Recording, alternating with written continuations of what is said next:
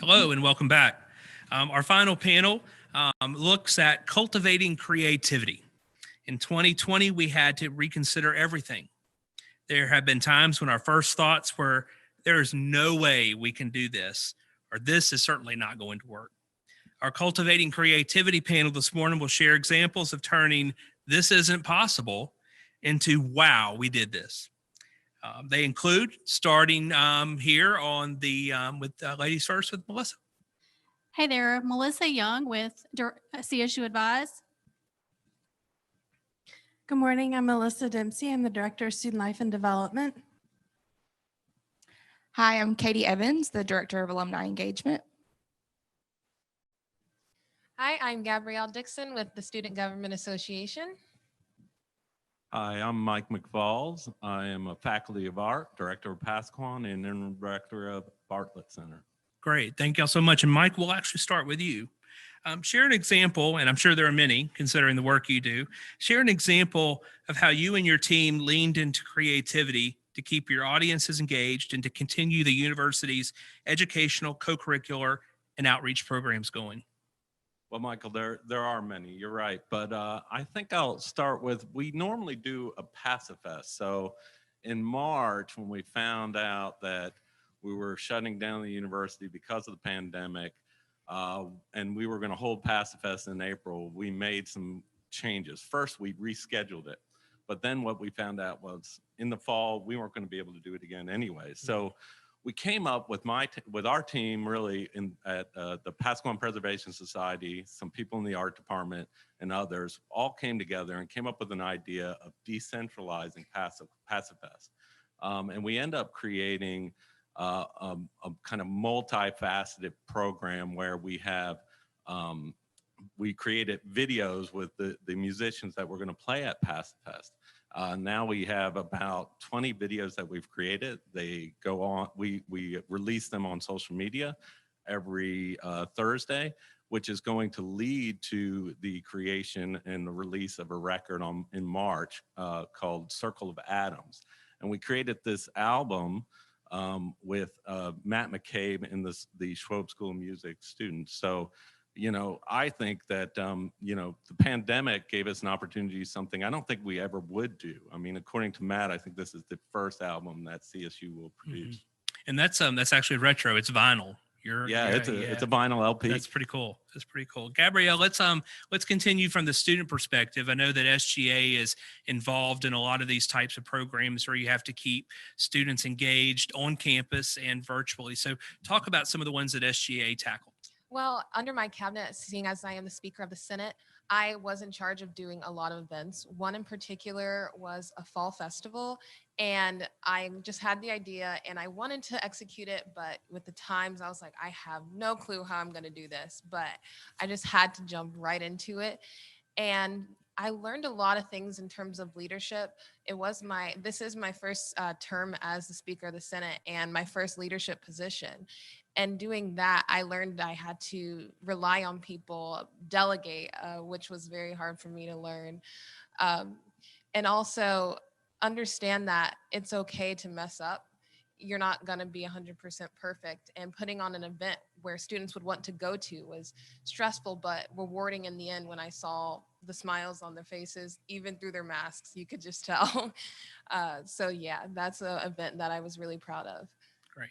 And Katie, we'll kind of keep the continuum going from students to alumni. I know that you and your team are involved in a lot of different events that reach a lot of different generational groups. So talk a little bit about some of the programs that you did out of student affairs and alumni affairs and alumni engagement that sought to meet that need in last year.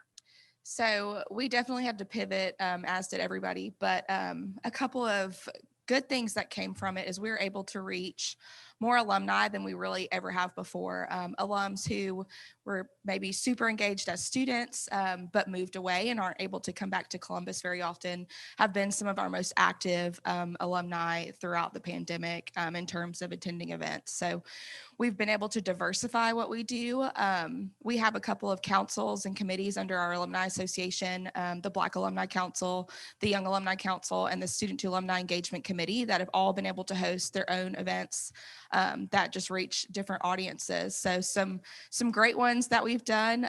We had a Dare to Dialogue, Courageous Conversations with Dr. John Townsend. He's the first African-American student at Columbus State. So without the pandemic, we would not have been able to connect with him and to get him in front of our students and in front of our alumni. So that was just a really exciting thing that we were able to pull off. We had to look at homecoming and completely revamp it. So some of our key events like the Cougar Fest, our fun beer festival, we put that virtual and connected with the guys down at Multitude, who are also some of our alumni, to bring that to people's homes. So we just were able to get creative and reach more people than we've ever really reached before. Great. Thank you. Now to pivot a little bit, we've talked about a lot of successes. Melissa Young, I'm going to ask you perhaps about a setback. I know that we've tried a lot of different things. Is there one in particular that stands out to you that you and your team tried that maybe didn't work, and maybe you regrouped and made it better at the same time? Sure. Thanks, Michael. We, in advising, it's all about relationships and building those relationships with students. And we struggled a bit in the beginning to figure out what would be the best ways to connect with our students in the ways in which we as advisors would like to be able to continue. There was a big, heavy learning curve for some of our advisors related to being able to engage students with technology. And I think through the training, through working together as a team, we were able to overcome those setbacks, kind of approaching it with that growth mindset. And as a result, we have developed strategies to have students come in virtually, drop in even appointments. So I think those are lessons that we've learned that we'll be able to take with us into the future and be able to continue to offer different experiences for students to include virtual when we are back to that new normal. Great. Thank you. And kind of continuing along those lines with the other Melissa Dempsey. Of course, you serve students from a student affairs perspective. So what is, and we can have others jump in here as well. What is one of the lessons learned that you will continue this semester and maybe even beyond? Sure. I mean, I think one of the things that we really learned was that our students have a lot of grit and resilience, and they have some really great ideas, and they're able to really adapt and learn, just like we were adapting and learning at the same time.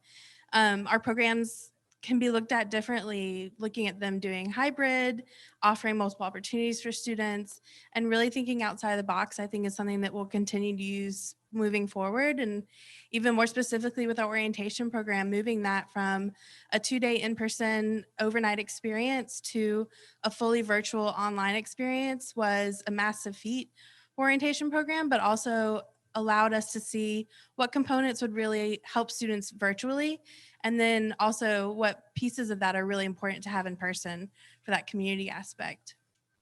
Great. Thank you. Anyone else have any thoughts to add to that? Anything that you tried this semester or tried this past semester or past year that you'll take into 2021, Katie? I think we've learned that virtual is here to stay, especially when it comes to connecting with our alumni. Once everything settles down and we're able to get together in person, I would guess that a majority of our events are going to have some virtual component, whether it's a moderator at a computer during the event talking to people that are elsewhere, or just doing like a hybrid of things. So virtual is here to stay. Our office is changed, and we will never look back. We will continue to offer different ways for our alums to connect with us. Engagement looks a lot different right now, and parts of that are definitely going to stay. Mike, if virtual is here to stay, what does that look like for a exhibit-based, appreciate in the present art program? Yeah, that's a good question. And I actually think that, well, I can say this, we're reaching more people virtually than we did not virtually. We've had thousands of views on our videos at Passaquan. We did a virtual talk the other day with Alyssa Monk. We had 150 people at that event online. We wouldn't get 150 people in the gallery. So I think I'll agree that virtual is here to stay, and I see us continuing even after the pandemic doing this in a way where we'll have people attending a lecture, attending an exhibition, but we'll also have offerings of a virtual tour through the gallery as well for those people that are in New York. I mean, that was the other thing. I got an email from a guy in Australia about this virtual talk we had with Alyssa Monk the other day. He had some follow-up questions that we weren't able to get in his chat. That would have never happened, So I think it's changing the way we distribute information and communicate with people. Gabrielle, we've heard virtual is here to stay. As a student, does that scare you? And is there any advice that you would offer those of us here in the room and listening who are involved, particularly in instruction, that you would suggest on how to strike a good balance? Yeah, virtual is scary, especially for the more extroverted types of students who thrive off of being around other people. But one thing I do urge educators to embrace is weird ideas, things you would virtually never say yes to besides what is the current climate of today. These strange ideas are what is going to still engage students. Just be weird, be embracive, and unique. It's great advice. As we close out this panel, we want to thank you for your time, everyone. And then turning our attention to those in our studio audience. We didn't get to all of the questions that we had prepared today, and I'd guess that there might even be a few questions that weren't asked, that you might have had on your mind. That's where our breakout rooms that are coming up are going to be a great place for you to explore those and exchange ideas with your colleagues. You've already been assigned to a group, so we'll take a few minutes to switch over to those. Please remember, when our breakout room discussions conclude, please come back. We'll have some closing remarks from Dr. Markwood, as well as some reminders for the week. So with that, we'll break out to the breakout rooms and see you in about 10 minutes or so.